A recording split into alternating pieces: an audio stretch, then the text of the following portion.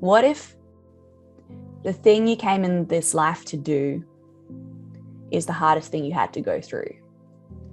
So in this recognition of how our mess becomes our message is when we're going through the really hard stuff, the stuff maybe it's a recurring cycle that we just can't break. Maybe we've just hit rock bottom and we don't know if we can get out. The strength, the tenacity, the mastery, the wisdom, the effort, the devotion we have to push ourselves through to be able to finally overcome it, that muscle becomes so strong.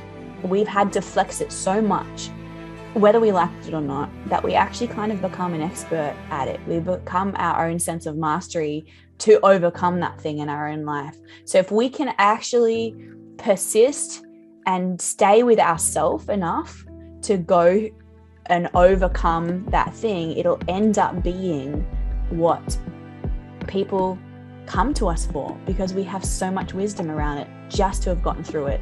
And the perfect example of this with me is that growing up as a teenager, when I listened to all my old songs, I used to play gigs. My voice was just, I thought, shit.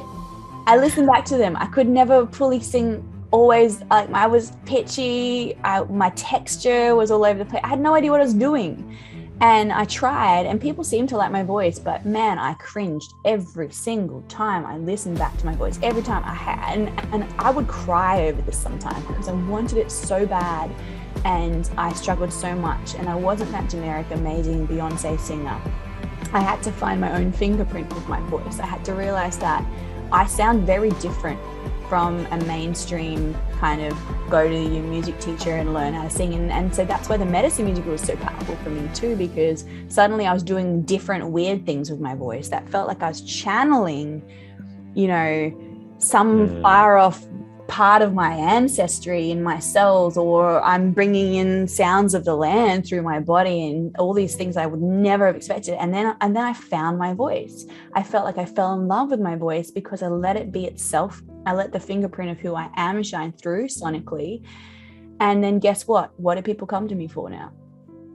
That. And that's the irony. It was my biggest hurdle. I hated my voice. I'd cry over it. All through my 20s, it was such a struggle for me.